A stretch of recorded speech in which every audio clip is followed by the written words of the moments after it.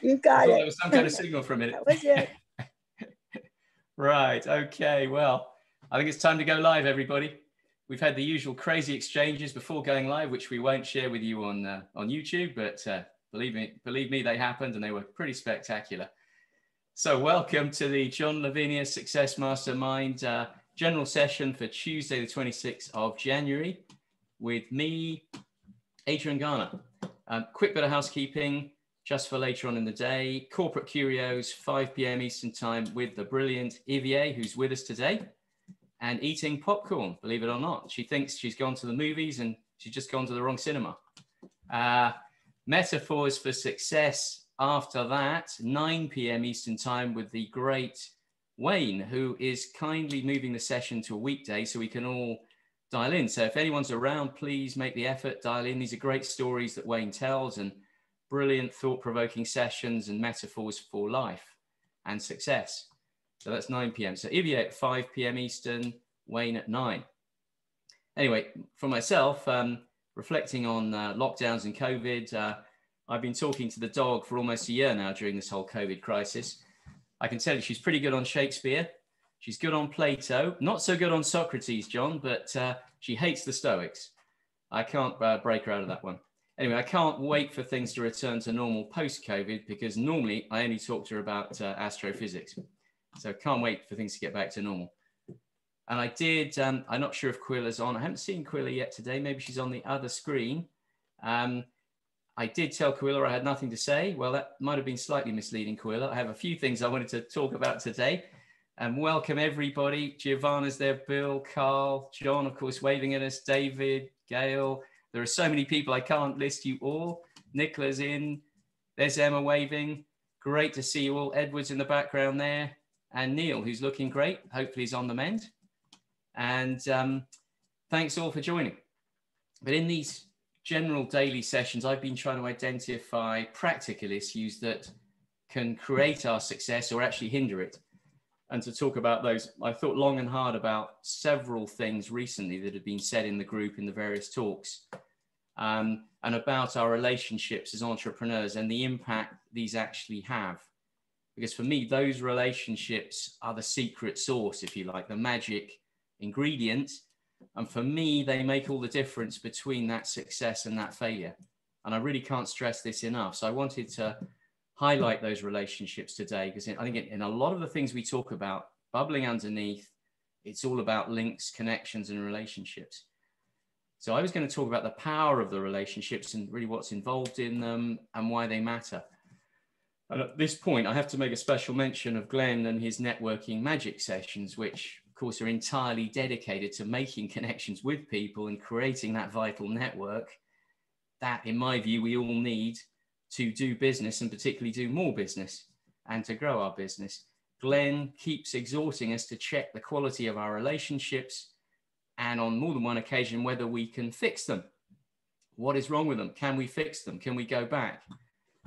And what triggered my thinking about today was really Glenn's session last week, when we all discussed occasions on which we'd won new business after forming a positive relationship, for example, at work or through a contact elsewhere outside the office, with someone who then later turned up, maybe many years later, and referred business to us. And he gave us a couple of examples.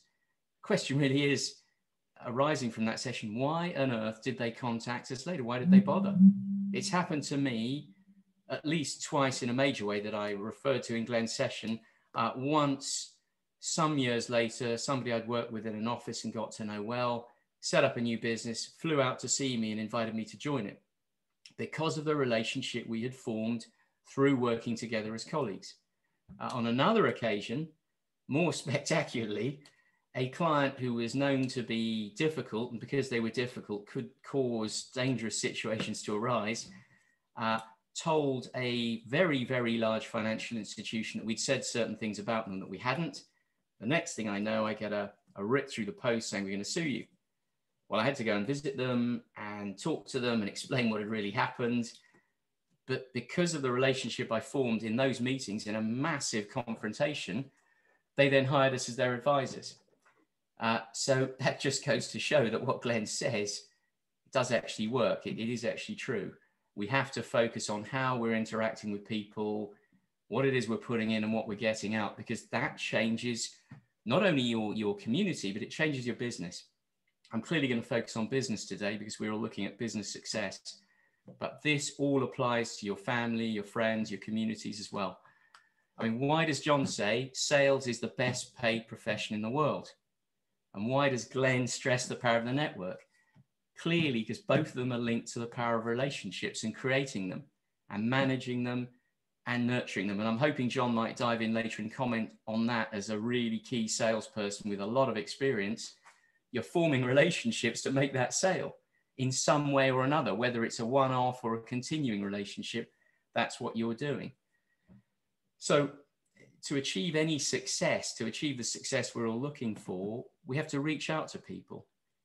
We've really got to engage, but I use the word really advisedly. We've really got to engage. You can engage on the surface in a surface way, but with very little impact.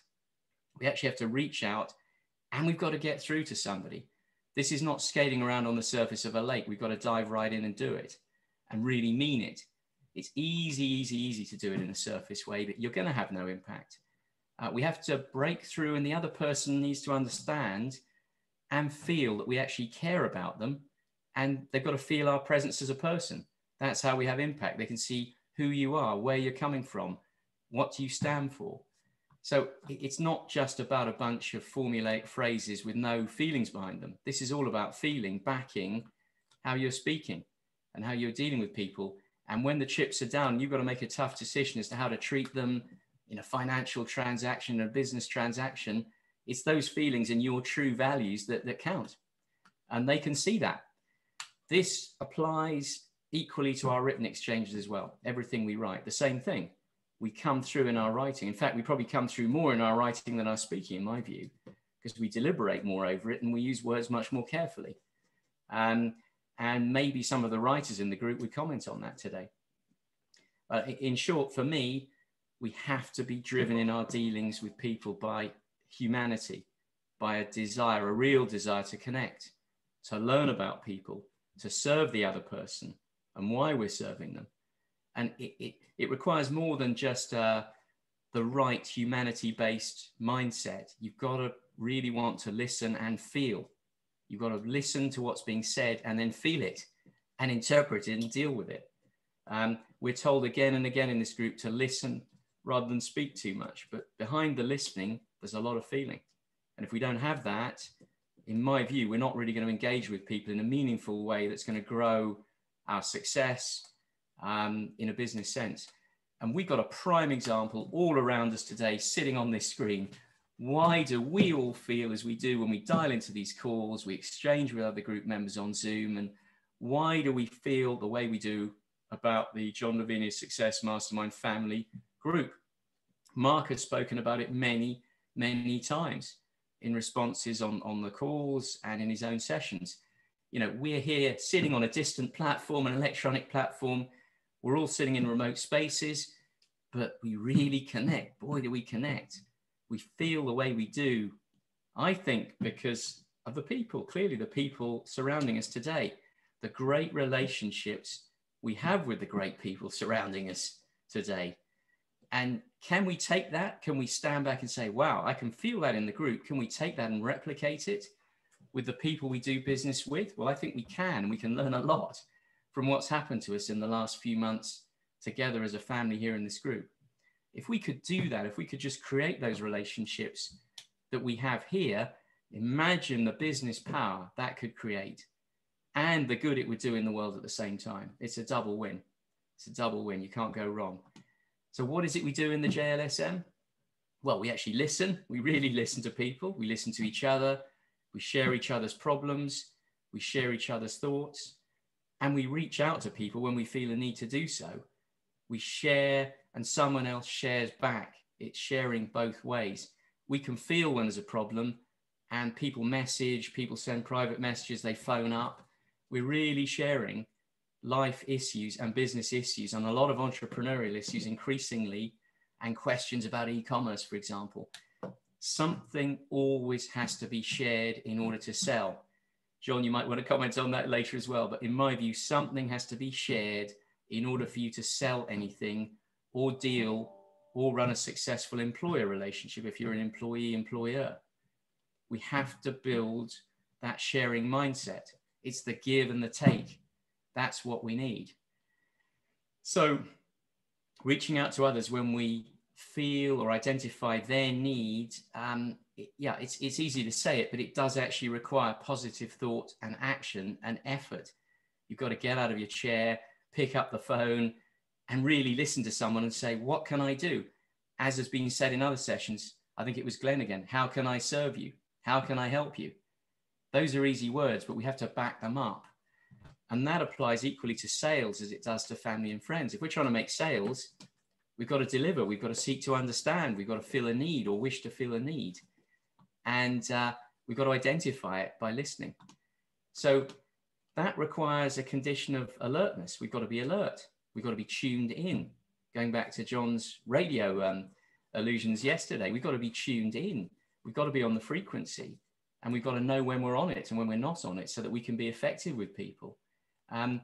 We need to know how our business colleagues and our customers are actually feeling. Because if you set off a business sales call when you can't get the feedback as to how the customer's feeling, I think it's going to be a miserable failure. You're not going to hit the target. You've got to be able to empathize. You've got to be able to understand the person on the other side. Question for you today, all of you then, for the open floor in a minute, is do we all think we're doing this successfully? I'd love your thoughts on that. How are we doing it if we are doing it successfully? And how good are we at doing it? How important do you think it actually is? And do you think it will have an impact on business, or do you disagree with that? If you get a chance, write down a few of those thoughts right now as they occur to them, so that when we open the floor in a short while, you can share them with us. I'd love to hear them, because this is a key topic for me. We all have relationships, or at least we think we do, and that's an interesting reflection. Sometimes, though, when they're tested, they're not what we thought they were. So what's really important in building business relationships? Well, we've got to consider and invest all of the things into that relationship that we would invest into our personal relationships. We all know a lot about personal relationships. I think we've all learned a lot about them, and we're all the same. So we can invest all of that knowledge into our businesses. There's no difference. We should look the same way towards our suppliers, our customers, and our business colleagues. We all need love and respect. We all need to be heard. We all need to be listened to, and we all need to be understood. The same applies to those business counterparties that we are dealing with all the time now. So do you think you're treating your colleagues and your customers and your suppliers that way? Or are you really just looking from your own point of view 100%? How much real effort do you think you're putting into those business relationships? And can you see how much of an impact you think that's had on your business as it now stands right now? I'd love to hear it from you about that as well. If anyone has any thoughts to contribute on that. Then I have to give a mention as well to Bill and the very interesting article that he posted a few days ago dealing with faith-driven entrepreneurship. Thanks for that, Bill, because it really was a wonderful, powerful, and great reminder of the qualities that I think we need to consider in doing business, which all relates to what I'm saying today. There are wider reasons that we're in business, not just the cash. And the tide is really turning in society on this. Many more people are now focused on what lies behind a business, the values behind it, the relationship you're forming with your customers and your suppliers, and why. And we've got to be very conscious of that. We also need to allow room for a broader business ethos. We really have to mean it. So we can go through all this e-commerce and this journey we've had together and skate around on the surface, but if we really mean it, I think you're going to see greater things and greater results. And I think you'll feel better about it as well. So Bill, that article really struck me, and it struck a chord because I'd already written my notes for today before I read it, and it was absolutely on song with what I was thinking. Anyone that's interested, you can read the article. It's by Matt Bird in the UK Times newspaper a few days ago, and it's called "It's Time for Faith-Driven Entrepreneurs to Emerge."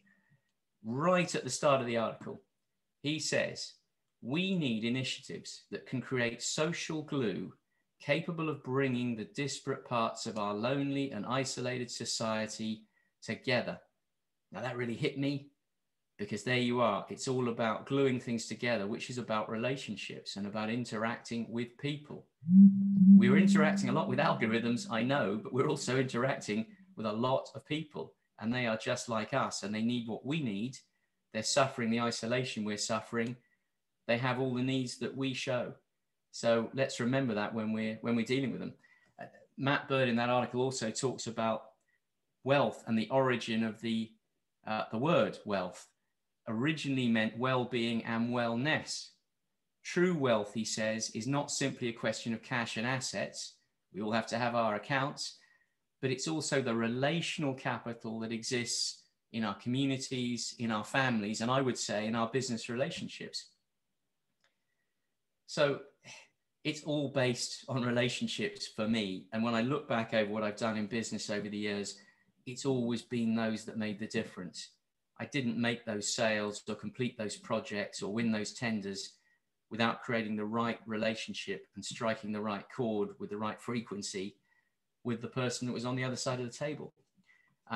This all depends what we're prepared to put in, how much we're prepared to invest in that relationship. You get out what you put in generally. And we've all heard that before as well. You know, we receive something in return, but we have to invest to receive it. The ultimate lesson for us all, in my view, then, is that money is fine as a goal. We've all got these goals written down. We've all talked about them manifesting themselves once we've recorded how much money we want to make. It's definitely a powerful mindset tool to do so. And Ivier was exhorting us to do so in her session recently.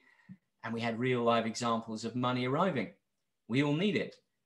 But at the end of the day, the money is just a byproduct of what we actually do, of business relationships we formed underneath with real employers, with customers, with contacts, with suppliers, with contractors.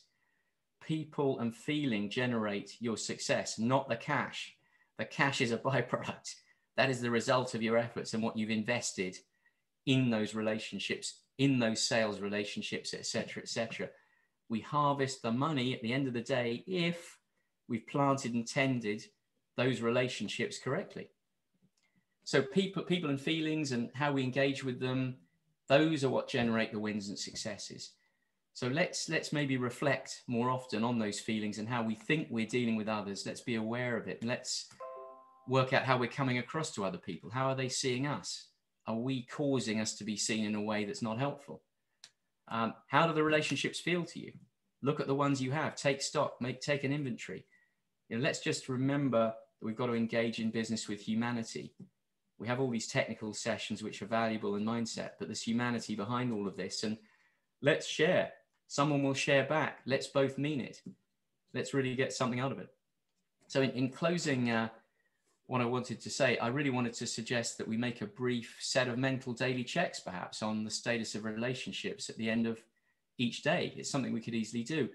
We could, for example, ask ourselves, and I'd love to hear your ideas on this as well. We could ask ourselves, how were my relationships today? Did I handle my relationships well today? Did I disappoint someone or let them down? If I made mistakes, I need to reach out. What is my plan to reach out and fix it? If everything's fine, great, but reach out anyway on a random basis and spontaneously. Just send a message to somebody in your group, some contact, some supplier. How are you doing? Ask the supplier how he's doing, how she's doing. Then ask yourself, perhaps, who's in my circle, and value them and work out how to keep them there if they matter to you. What effort do you have to put in to keep them in that circle? So again, stressing again that I've looked at business relationships today, but of course it all applies to our community, our family, and our friends as well.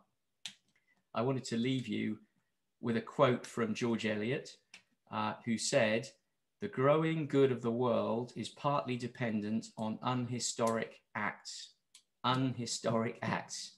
Significant change and achievements are often not based on heroics. We often talk about heroics, but on unhistoric acts. It's the small things, like keeping these relationships on a good footing, that are going to change your business and lead to your success. The small things, how we tend the gardens of our relationships in business, really count.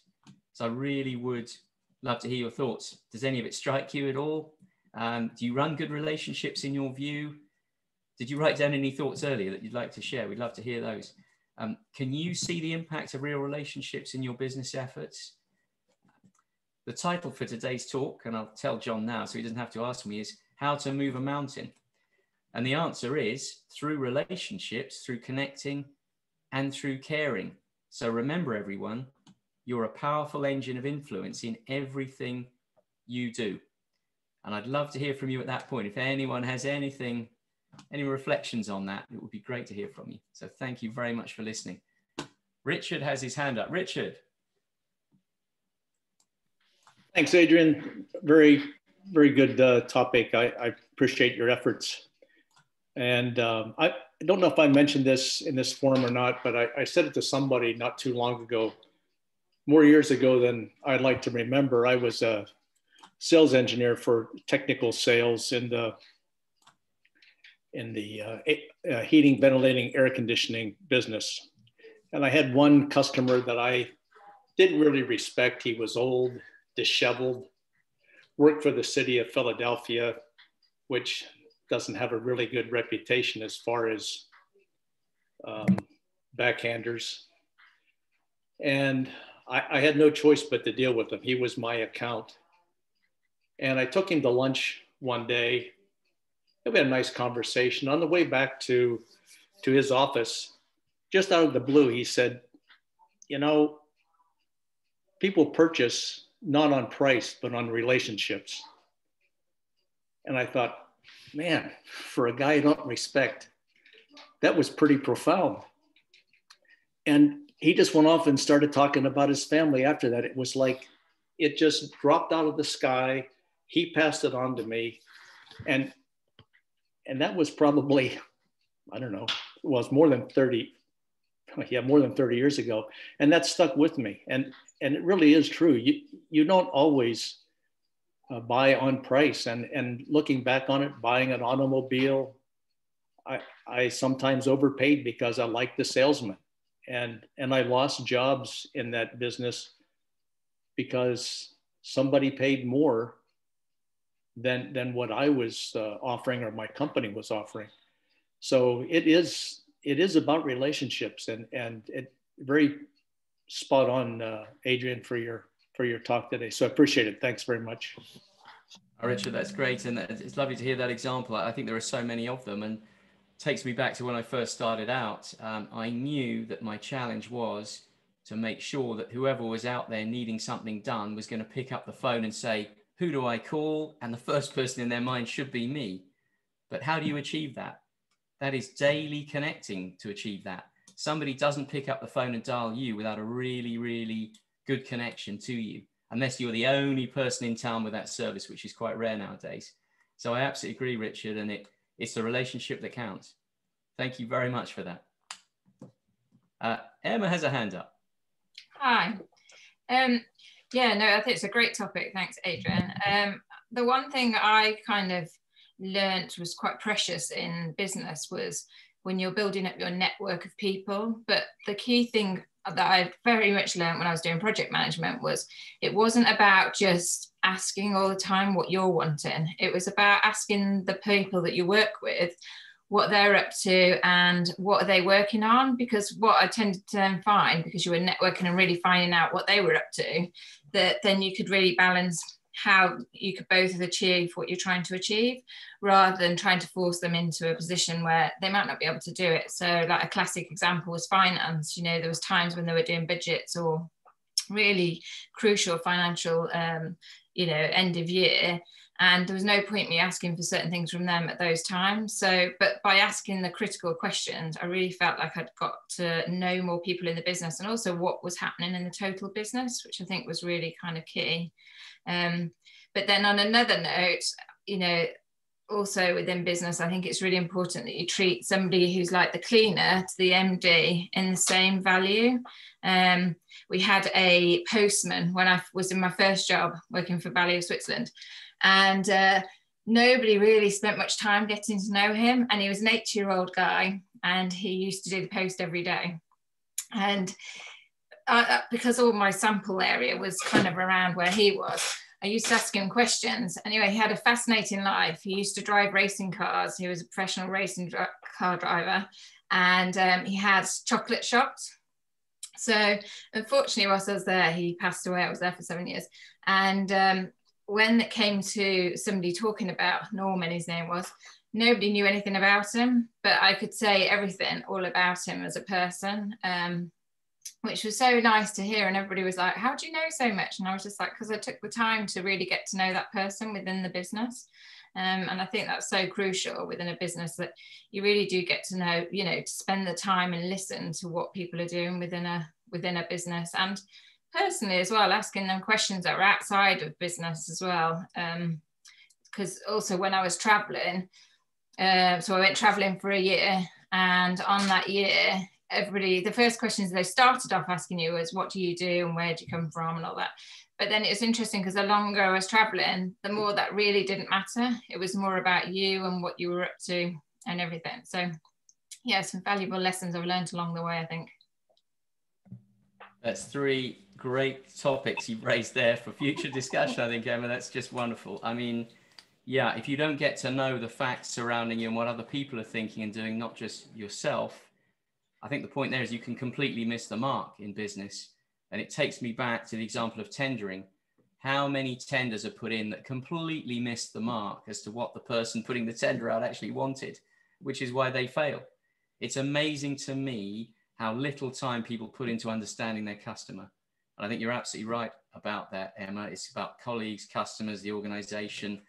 You need to know the facts so you can actually deliver what they're actually wanting. Sounds obvious, but a lot of people don't bother. They just don't put the effort in, and they think they can just put the standard document in and they're going to win. It doesn't work like that. And then lovely that you talked about just the ordinary guy and getting to know him and recognizing him. It takes me back to an experiment I did in the office one day. I became aware of the fact that people would come on to the reception and be rude. They treat who they thought the secretary or the receptionist was badly. And then there'd be sweetness and light with the directors. So one day, we all dressed in T-shirts and identical sorts of clothes, and people came in and they were completely nonplussed, and they didn't know what to do because they didn't know who was in charge. And because they didn't know who was in charge, they treated everybody well. And it was so interesting that the psychology is that people think they can look down on certain people and therefore treat them badly. So you really reminded me of that. And the traveling, very interesting again, that was a liberating experience because people care then about you more than where you've come from. Very interesting, Emma. Thank you for sharing that. Nicola has a hand up. Hello. Hi. Thank you for that, Adrian. Really, really good subject. Something that's quite close to my heart, and it's probably a nice timely reminder, I think. There's probably 2 things spring to mind for me. And the first one is, one of the things I've become conscious of is last year, obviously I left my corporate role, so I'm now working for myself. And not only that, the face-to-face element's been taken away. So it's pretty, all your networking and all of that relationship building is done pretty much in this format. And it's very different, I think, doing it online via a Facebook group or over a Zoom versus face-to-face, and also very different when you're just running your own business versus being in a big part of a large corporate organization.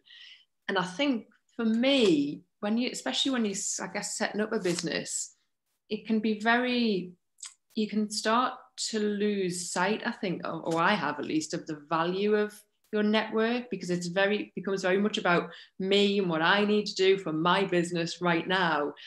And I don't like that feeling personally. So I've started to become more aware of the fact that I've got to make a conscious effort and do it in a different way than what I would have done in my previous setting, to build those relationships and to place just as much priority as I do with all the kind of day-to-day tasks you've got to do. So it's just a nice reminder, I think, that I'm definitely guilty of, I don't know, I think it's the word you use, skimming, when it comes to networking, if that's how we term it, and dipping in and out of relationships because I've just got a million and one things I need to do to run my business. But it was actually today, every now and again, I'll make a conscious effort to change that. And today I ended up reaching out to two people who I've known for some time. They've given me their time. I've got a half-hour Zoom meeting this week, and both of us are going to benefit from that. So I think it's probably a long-winded way of just saying it's different environment takes a different approach, I think is probably what I'm trying to say. And for me, it just needs to be more of a conscious one than what I would have previously done in my other role. But the other point was, which sprung to mind, is not only does it probably help from building your own sales, I think it helps in terms of recommendations. And just the example that sprung to mind is, so I joined obviously John's group last year. From that, I then signed up to his wife Shannon's course. And from Shannon's course, Shannon put me in touch with a lady who runs an Etsy selling network group. And I've just this week signed up to that as well. So I think all of that comes from the strength of your relationship as well. So I think recommendations is a big part of that. So yeah, I think it's both sales, but in terms of your own training and personal development as well, it's more likely to come from somebody who you know and trust. So yeah, thank you for that. Just good, lots of good reminders in there. I love it, Nicola. Love it. I mean, yeah, don't get lost no matter which environment you're in, big corporate, small corporate, your own business. These things still matter. And we're still connecting to people, and we have to successfully work out how to do that in the business context we're in and adjust accordingly. But we're still relying on that vast web of people that are all connected to us to get, as you say, those recommendations, the organic growth. Organic growth is worth a fortune. It's probably far more effective than any advertising you'll ever do because it's 100% targeted, 100% targeted. So lovely, Nicola. That was great. Great thoughts. Thank you very much. Bill has his hand up. Great to see you, Bill. Oh no, sorry. Virginia's next. I'm jumping over. I'm looking at the wrong part of the screen. Virginia's next. Hi. Good day, everyone. So this is an excellent topic, and it kind of brought me back to my career in the 90s. I was a cruise travel agent. Specialized in cruises all over the world, have been on over 30 of them. If 911 hadn't been so devastating here in the US, it would have continued. But I had gotten to a point where of the 100-some people that worked in Orlando, Florida at cruises only, I was one of the top agents because I learned how to fill a need. I decided I was going to sell everybody at all. When I say everybody, I mean all levels. You had to be able to sell at all levels. So some people could just sell in the Caribbean. I could sell the entire world. And I also ended up in what was called Interline, which was special rates for airline employees, for military, things like that they would get. And what I'm reflecting on is I had I think it was a military person, and he was fairly young with a girlfriend, and he gave me the best compliment one day. He called up and said, "Oh, I'm so-and-so, you know, I've booked some cruises." I went, "Oh, how you doing, Tom? How's the girlfriend? How's this?" He said, "Virginia, you make me feel like I'm your only customer, you know, because you're able to remember my needs and what I want and what I'm looking for and ask me how things are going on." And then I also would attract a lot of high-level executives. And I used to joke, I can get into anybody will take my phone call.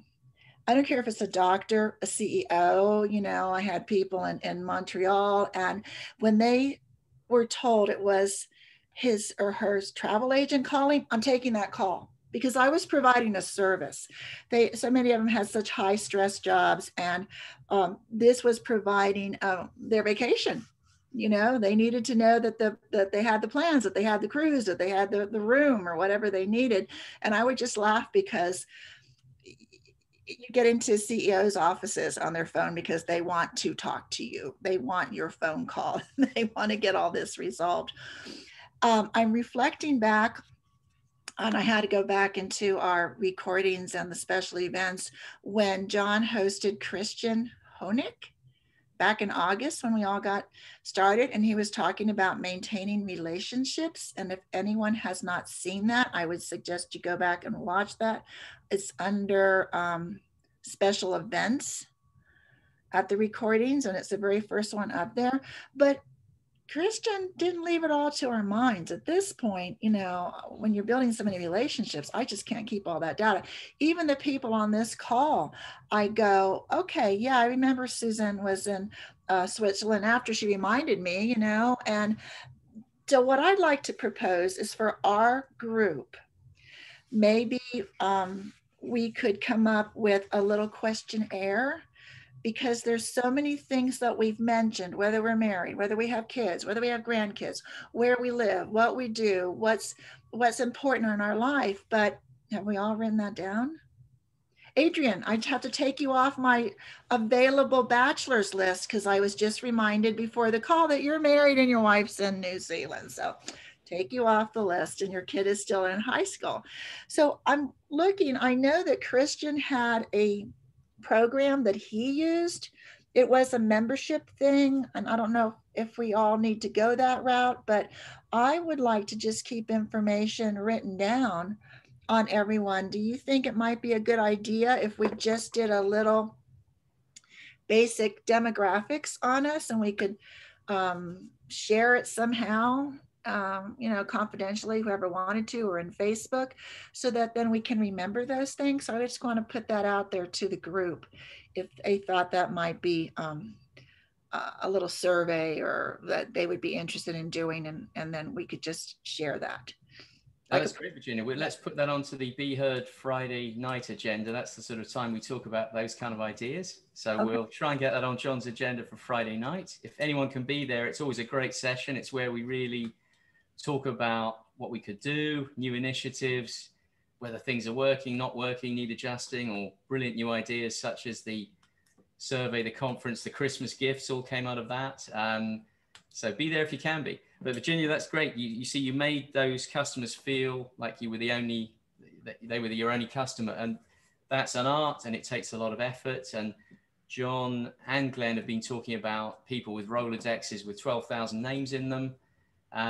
You know, you've got to back it up with remembering, with having facts, with keeping in touch. And I'm sure we're going to hear a lot more about that from John in his sales talks, and Glenn as well in his networking magic. Networking magic, by the way, I mentioned, it covers exactly this every single week, and it's well worthwhile trying to do some of the exercises that Glenn is putting forward for us. So thanks, Virginia. We'll put that on the agenda, hopefully, for Friday night. Thank you. Next up is Bill. Hi, Adrian. Hi, everyone. Adrian, good subject matter today. I can take no credit for the writing that I posted. Certainly, it's the first time. Very interesting. It was fascinating. Yeah, it struck me really, really profoundly. I was quite taken by it, and I've since watched a couple of his little videos online, and I have to say he's quite an inspirational guy. So he is really knows what life's about, and is keen to infuse. Let's say. Yeah, listen, today it's been great. They're exactly what you have said about relationships, and it is key to everything, be it in business or in life or anywhere. And I certainly know that for sure. What I will say, I agree totally with what Emma has just said earlier about speaking to everyone. It's very often, certainly as a police officer for 30 years, you didn't ask personnel where you were next being transferred. You asked the cleaner, because they knew everything that was going on in the station long before you did, or anybody else for that matter. And bar the fact that the cleaner had entrance to all offices, not just some. So they were very useful people to get to know if you required to be in some other area, underhand way. Virginia, what you're saying it reminds me of the concierges at the hotels, always sharp guys, always know who their regulars are, always have a little inventory written down regards to who they're married to, who they like to be seen with, what their favorite champagne is, whatever. And it's little points like that that always make a note. And it's something that working in close protection is something that I would have made use of quite a bit, because once you get to know your principal, you know exactly what their likes are and what their wants and needs are, and how you could circumvent or shortcut difficult situations that became smoother. And that again is built up through relationships and people being able to feel comfortable with you chatting to them. I've not, it's not been a secret. I've said before about despite what I did, I still get phone calls from people, some of whom sit at number 10 on occasions. And it still gobsmacks me that this lowly guy gets a phone call from somebody that's looking a little advice on something to do with either here or there. But these are the things that you have to build these relationships and keep these relationships going, because they are so important, and you never know how important they may be at a critical time. I am a beginner, unlike yourself, Adrian, at business. So I'm, at the learning stage, but I'm certainly able to communicate with people and enjoy communicating with people. And I think it's important to get to know what makes others tick, as opposed to telling them. I think it was in the chat line there, Suzanne, I think, would put up something about, obviously be careful who you upset, because it's a long way down. So it is when you're on your downward slope. But for me, I don't care who you are or what you are. If you're a pleasant person, you're a pleasant person. I may not be a refuse collector. I may not know and do not know what's entailed in refuse collecting, because I can bet your bottom dollar if you or I, Adrian, went out there tomorrow to do a shift on the bins, you'd be lost in about 10 minutes, and the guy would be saying, "Are you stupid? Do you not know how to do it?" No, you're right, mate, I don't. So it doesn't matter how intelligent you are or how clever you like to think you are. You've got to keep it at baseline, that you treat everybody the same. And just what you were saying, Adrian, about you all dressing up in the same clothes. I remember working in the aircraft industry and meeting the guys from Garrett Engines, based in Phoenix in Arizona, and the head of the company came over to meet me, and I didn't know who he was at the start. Obviously, I was standing working at the aircraft engine, and he came over and introduced himself as Bob. And I said, "Hi, Bob, how are you?" And he chatted away. Short sleeve shirt, no tie, no nothing. And then it was my colleague Earl from Phoenix turned around and said to me, "Bob's the head of the company." And I went, "Oh, right." I said, and I shouted at him. I says, "Hey, Bob, you didn't tell me you were the chief engineer or chief whatever." And he just says, "It's not important, Bill." He says, "I just wanted to come and meet you." So that's how to deal with people, I think. And that's a lesson that I carry through. Thank you very much, Adrian. Yeah, here, Bill. Treat everyone with respect, really. We're all the same. We're just doing different things. Absolutely right. And, clearly all your relationships work for you, but from what you're saying, you had to put effort in to build them. You had to go out there and try and learn about the other person, and then put effort into meeting their needs. And that's why it worked for you. And they're still calling you now. Yeah, well, Adrian, if I could just tell you about one guy, he sadly passed away just last year there. He was a Supreme Court judge, and I looked after him. And I was on him. He's originally from here, from Northern Ireland, but he was based in London. I was working with him this day, and he said, introduced myself, and we chatted away, and the conversation came up, and said, I said, "Oh, I've just a new grandchild has just been born," and he says, "Oh, what do you call her?" And it was Chloe at the time, and etc., etc. Didn't see the guy for 6 months, Adrian. As soon as he got back into the truck, the first words out of his mouth, "Bill, how's Chloe?" Now that's relationship building. There's a guy. Now I appreciate these guys have brains the size of universes, but there's a relationship. He obviously pattern matched with me, and knew exactly what was about. And it makes you feel good. It doesn't matter what you're doing. If you can do something with that to somebody, it makes them feel good. And that's what it's all about. That's brilliant, Bill. That's an absolutely brilliant example of a relationship, and it really counts, and it's also a pleasure too at the same time. You can't go wrong. It's a pleasure having good relationships with people. It's not actually an effort at the end of the day. It just requires thought. Thanks a lot, Bill. That was a great contribution. And EVA has a hand up. Hi, Adrian. Hey, hello, everyone. This is something, wow, we were raised, my parents, my mom especially, raised us. She said, look, you've always got to remember we are human beings and not human doings. So it's not what you do for your day job that makes you who you are. It's who you are as a person. And so she always said to us, whether it was the nanny or the driver or the chef or the whatever, or the waiter in the restaurant, that everybody was a person ultimately. And that person was someone's brother, someone's sister, someone's dad, someone's cousin, whatever else it was. And so when you saw anyone, you had to see them as a whole person and keep in mind that they had other roles and responsibilities that they filled as a person walking the earth.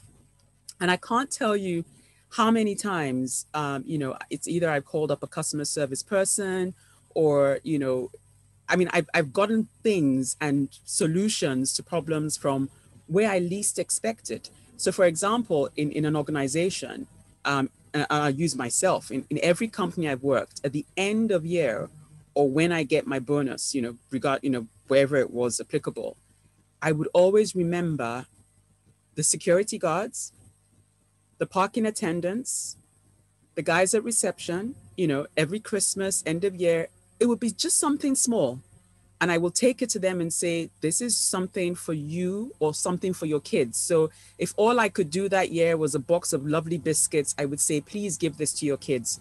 Merry Christmas from me, right? So it didn't matter what my position was in the organization. I always did a token. Some years it was just a little monetary note in an envelope, in a Christmas card. And I would say, because I would remember them by name, or I'd travel on business. And at the airport, I'd buy little souvenirs. It didn't have to cost the earth, right? A little chocolate bar or a fridge magnet, something. And so I'd come back, and my first morning back, I'd do the rounds. I'd go to the person who booked my travel. I'd go to the person in HR that did all my risk assessment stuff. I'd go to the CEO's, executive assistant, who quite frankly is a gatekeeper, right? And so anytime I wanted documents signed, they would pass my stuff through. I didn't have to wait. I would get my stuff signed. If he had 5 minutes between phone calls, I'd be the first person to know, what, he's in between calls now. You can just dash in quickly, have 3 minutes and come back out. Favors, I can't tell you how many times over the years I've just had favors like that done. Not because I was wonderful or did anything exceptional, but because I remember details about them. I took time out to find out how they were. I spoke to them. I saw them as people, not just, beneath me, subordinates, whatever else it was, right? And so it's always stood me in good stead. I can go into, there's some places I go into now where I probably haven't been in months. The security guards remember me. So even though there's no parking anywhere else, they would give me a space that's reserved for somebody else because they know that person's going to be out for the rest of the day. That person's not in, that person's on holiday. And they'd be say, for you, sis, they call me sister or ma'am or whatever it was. And they'd say, park here. I know there's no parking space, but for you, we make space, right? And so it's just stuff like that, right? Even when I go into the supermarket, when I do go, the guy at the door, I say hello on my way in, on my way out, I say thank you. And, the first few times you do that, they do a double take. But if you go to the same store twice, 3 times, they remember you because you stand out from all the many people that come in there to shop, right? And so in my current, with my current employer, we were looking at pay adjustments, because we don't really get, pay rises and stuff like that. But I made it a point this year, and I went to the HR director. I said, look, if we're doing any adjustments this year, we need to think of people who are really further down in terms of pay grades, because a 2% pay increase for somebody in the lower ranks is going to mean so much more, right? to their bottom line than a 2% to senior executives. And so I said, if we are going to rebalance the scales, can we focus on the lower grade employees? Because these people are, I mean, they literally living hand to mouth. And with COVID and, you know, carrying responsibilities and whatever else, I said, whatever we're going to do, let's focus on there. So I became the poster child for this, and I wouldn't let the matter drop, you know. And so, you know, I got my HR director thinking, you know what, we'd actually make the money go further if we did that for the lower grades. And for the first time this year, we have, I mean, the number of increases, and people just came around saying, oh my goodness, they couldn't believe they got 5%. They couldn't believe they got 3%. And I didn't want to say anything, but of course, word got out that, yeah, it was me. I had it be in my bonnet, and people are just saying thank you. And I said, you know what, it's not because I want to do it. It's because I know you guys need this, and it will mean so much more to you. And sometimes we just have to be selfless in that way and pull people along with us. And so at the end of the year, I mean, there's one guy in particular in my building, in my company right now. He's probably, I don't even know what to call him, because he does everything. So if you're looking for photocopying paper, he's the guy to go to. If you're out of stationery, he's the guy to go to, right? But do you know, every year he buys charity Christmas cards, and he sends a Christmas card to everybody that he has engaged with in that past year. Now for him, right, that's his way of giving back to charity, but that's his way of also saying thank you, you know, season's greetings. And I know he doesn't earn much. So guess what? Last year, I actually put together a hamper for him. And I went to him and I said, Chris, you are amazing. I don't know how you do this.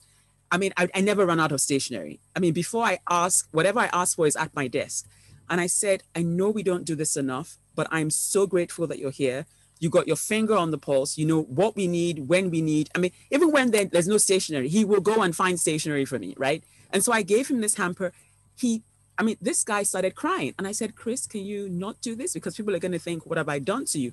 And he said, in all the years he's worked for the department, nobody has ever done that for him. Now, it didn't cost me an arm and a leg, right? But it just took me appreciating him. And guess what? He had a few, spot bonuses for stuff he'd done throughout the year. That was the first time that had also happened. And that was because I said, can we appreciate people who may not have goals and targets in the formal sense of the word, no KPIs, but let's recognize them for the good job that they do, right? And it's just changed the whole thing on its head. So I'm all for, don't think anybody's less than you, because you never know where your help is going to come from. Everybody has multiple roles and responsibilities. And ultimately, we are human beings, not doings. And so just that mutual respect, that love, that care goes a long way. So that's what I wanted to share. Thanks. Yeah, EVA, I'll remember that phrase for a long time to come. That's a brilliant summary of it. And listen to the Corporate Curio sessions, everybody, 5 p.m. as it happens today, Eastern time, because EVA stories are littered with this kind of thing, with these kind of examples of being a beacon for creating relationships and actually caring about the people around you. We hear all the time about teamwork, relationships. And if you can take some of the thoughts we've just heard into your business, into your selling, into your suppliers, your customers, I can guarantee you're going to see an impact. You're going to see a huge impact. So listen to everything that's been said. It's really, really incredibly valuable and important. Thanks, Ivier. And Carlene has a hand up. Thank you, Adrian. I can't even speak right now because what AVA, AVA, honestly, every single person that shared, it amplifies what everyone needs to be doing right now. And AVA, what you said, we are human beings, not human doings. I need this on a plaque. I need to write that down. I need to really, because it's so profound. It is profound. And I know, Adrian, the topic is about how we can help our customers. And apart from just in the corporate world and from like business enterprises and all those things, teachers and nurses, I think they are like one of those unsung heroes that we really don't pay attention to, but they've been doing this since before the pandemic. They've always been doing this. The carers, the people who we now class as essential workers, they're the ones that have been doing, they've always been there, but for some reason we've never really seen them. And back in the 80s, my mom, she was a nurse. And I remember that on every third Wednesday in the month, we would have mental health clinic. So I would have people who had a lot of like severe mental problems, they would show up at our door because they were waiting for my mom to basically administer help. And she would invite them in sometimes for breakfast. And as a child, I was so angry because I felt like, why are you even letting them into the house? You know, because they clearly had something wrong with them. But my mom at a young age showed me that it doesn't matter who you are, you still treat people with respect. You still treat them like if they were like a CEO of a company. And I couldn't grasp that because I thought, why would you even do that? They can't say thank you. Some of them probably didn't even understand or didn't appreciate. So there was nothing to get back from that. Nevertheless, every third Wednesday, they were being treated like kings and queens inside our home. And sometimes she would give them breakfast on the table and we'd sit next to them. And it took years of having that experience for me to then become a teenager. And the people my mom who she would have looked after, they would meet me on the streets and say to me, how's your mom? And I would be so taken aback because I'm thinking, first of all, how do you even recognize me? Then how did you even recognize, or how do you even remember those things? Because I thought, well, obviously they're mentally ill. So there's no way you can have this recollection of what my mom did. But it was years after she retired, they would always meet me and say to me, tell your mom I said hi. And for some reason, I kept thinking to myself, but this person is someone they call, because in the Caribbean, there's a stigma with mental health. So people would tease you. You would be ridiculed. You would be ostracized. You would be treated like you were no one. And for them to remember the way she treated them, it hit home that it doesn't matter who you are. People remember 20 years later. We remember the teachers at school who were nice to us. We remember the teachers who were mean to us. Like, we remember those things. So Adrian, your topic today is so powerful because this is like back in the 80s, I was like a child and I will never forget it because it's stuck in my head. The way she treated them, she made them feel like they were kings and queens. And later on, they would recognize me. And people would then treat me nice based on how she treated them. So there's a ripple effect on the things we do. Ivia, everything you said, what Virginia said, what Emma said, the things we do, people remember. So don't forget this. They will get old. They will tell their grandparents, their grandkids about the person who probably you might not even remember their name. They will never forget you. They will never forget you. And that's the impact, Adrian, I think that you've tried to, get across today. So thank you for this session, and thank you every single one of you. You are also making an impact because I leave these sessions and I remember every single person in this group. And that's why I always show up. I will continue to show up because that is the impact that we are making. Thanks, Carleen. That's great. Another great reminder. And, as I said, we are all powerful engines of influence, every single one of us. And what we decide to direct that engine towards is going to make a difference. It's going to change things. And as I said, this is not just about business. I focused on business because we are the Success Mastermind group, but this is about our community as well. And as Carleen's reminding us, and Ivier's reminding us, it's about the broader community, not just about doing business. And it takes us a long time to learn these things. Let's face it, we're all often brought up with bias, and it takes a while to overcome that bias and to understand that we were biased in the first place. So this is great cause for reflection. We're getting into really deep waters at the end of the call, which is great. I think we'll finish off with Evelyn, who has her hand up. We're coming up to the top of the hour. So take us home, as they say, Evelyn. All right, Adrian, you're always spot on. It's like you have your hand on the pulse of what's happening and why we need to go there. But a couple of things that have come to mind as I've heard you speak and, the other people that commented, which are spot on, is be authentic. People can read you. They can read your motives. If you are doing sales, care about the person you're talking to and share what you have to sell. Don't sell them on an idea. Don't sell them on a product if it's not going to be beneficial to them. But people will really remember what you said, but they're going to remember you more of how you made them feel. And if you're authentic and if you're really caring about them because the product that you have is really truly going to be of service to them, is going to be something that is going to be beneficial to them, whether that is a piece of equipment or is it going to be, for their health. People are not dumb. people can read right through you. And the other thing is also that has always served me well is to care about people. EVA, now I know why we're friends and why we connect so much. I send you that message through the chat. Guys, when I walk into the grocery store, when I go shopping for anything, the person that is counting, you know, because of COVID, is the first person that will get, you know, a hello, because they can't see my smile, you know. And I always try to greet everyone, ask them how they are doing at the register. You know, they have been standing for hours and they are probably going crazy with so many people with so many rude attitude. And I'm always saying, how are you doing? How's your day?